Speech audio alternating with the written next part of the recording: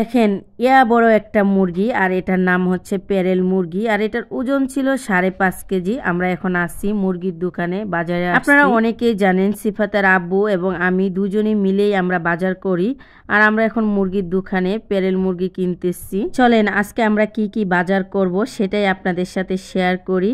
আর এখন হচ্ছে সকালবেলা ঘুম থেকে উঠছি, উঠে হচ্ছে গিয়ে সিফাতের আব্বু আর আমি মিলে বাজারে যাচ্ছি। আর আজ হচ্ছে শুক্রবার, সিফাতের আব্বু এবং আমার দুজনেরই অফিস বন্ধ, তাই আমরা সকাল সকাল ঘুম থেকে উঠে সব কাজ করে এখন বাজারে যাচ্ছি। আসসালামু আলাইকুম, হ্যালো এভরিওয়ান, সবাই কেমন আছেন? আশা করছি অনেক ভালো আছেন।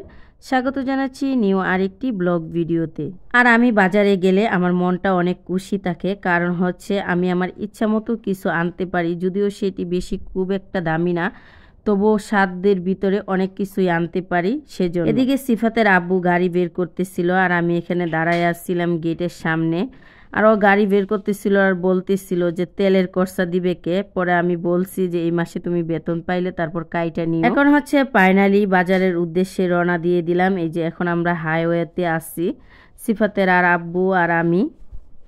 আপনারা যারা সব সময় আমার পাশে আছেন তাদেরকে অসংখ্য অসংখ্য ধন্যবাদ, এবং সেই সাথে বলবেন যে আমার ভিডিওগুলো দেখে আপনাদের কাছে কেমন লাগে। যদি ভালো লাগে তাহলে প্লিজ আমার চ্যানেলটি সাবস্ক্রাইব করবেন। ফাইনালি হচ্ছে আমরা মুরগির দোকানে চলে আসছি, আর এই আঙ্কেলটারই এই দোকান, আর এই প্যারেলটাই হচ্ছে আমরা নিব। তো আঙ্কেলটা প্যারেলটা আমার কাছে দিল, বলল যে দেখো জব করার আগে এটা কেমন। তো আমার কাছে তো অনেক ভালো লাগতেছিল, কারণ মুরগিটা অনেক নাদুস নুদুস ছিল, ভালোই লাগতেছিল মুরগিটাকে ধরতে। আমাদের পরে আরেকজন এই প্যারেল মুরগি নিছিল, আর সিফাতের আব্বু ওইটাই দাঁড়ায় দাঁড়ায় দেখতেছিল যে আমাদেরটা কয় কেজি হয়েছে আর ওইটা কয় কেজি হয়। তো ওইটা হচ্ছে আমাদেরটা চেয়ে 60 টাকা বেশি ছিল। মুরগি টুরগি নিয়ে আমরা চলে আসলাম গরুর মাংস নেওয়ার জন্য, কারণ আমাদের বেতন হইলে সবকিছুই একটু বেশি বেশি নেই, কারণ হচ্ছে 10-15 দিন চলে যায়। দেখা গেছে অফিস করে সব কিছু করে ওঠা হয় না, এই জন্যই বাজার করলে একটু বেশি বেশি করে করি। এখন আপনারা অনেকেই বলতে পারেন যে এটা কি কোনো শো অফ করতেছেন? না ভাই, এটা কোনো শো অফ করতেছি না, এটা জাস্ট আমার যে ডেলি ব্লগগুলোই আমি আমার এই চ্যানেলটাতে শেয়ার করি, এটাই আসলে মূলত আপনাদের দ্বারা শেয়ার করতে যাচ্ছি। আর এই যে দেখেন আমাদের গরুর মাংস আনছি 2 কেজি, আর পেরেল 5.5 কেজি। এটা দিয়ে আমাদের প্রায় মাংস 10-12 দিন 15 দিন চলে যাবে। এর ভিতরে আর আমরা মাংস কিনবো না, কিন্তু মাছ কিনবো।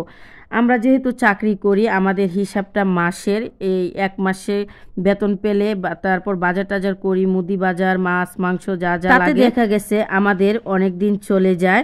প্রায় 15 দিনের 20 দিনের বাজার করে রাখি, তারপর মাসের শেষ দিক দিয়ে আবার আর একটু বাজার করি, তাহলে দেখা গেছে আর একটা বেতনের সময় হয়ে যায়। এখানে আমি বলতেছিলাম যে দেখো কত কলিজা দিছে। সিফাতের আব্বু বলতেছিল কার কলিজা, আমি বলি তোমার কলিজা, একটু আর কি করলাম। যাই হোক, সে হাসলো। মাংসটাও অনেক সুন্দর ছিল। আর শুক্রবার হলে আমাদের কাজের প্রেশার অনেক বেশি বেড়ে যায়, অফিসের থেকে বাসায় অনেক বেশি বিজি থাকি আমরা, কারণ অনেক কাজ থাকে বাসায়, কাপড় চোপড় ধোয়া, রান্না বাড়া করা, অনেক কিছু। আর শুক্রবার হলেই যেহেতু পোলাপান আসছে, তাদেরকে একটু ভালো মন্দ রান্না করে দিতে গেলেই অনেক সময়ের প্রয়োজন হয়। আর এই যে দেখেন সিফাতের আব্বু হচ্ছে মুরগি কাটতেছে, যদিও ক্যামেরায় মুরগিটা এত বড় দেখা যাইতেছে না, কিন্তু এই মুরগিটা 5.5 কেজি ওজনের।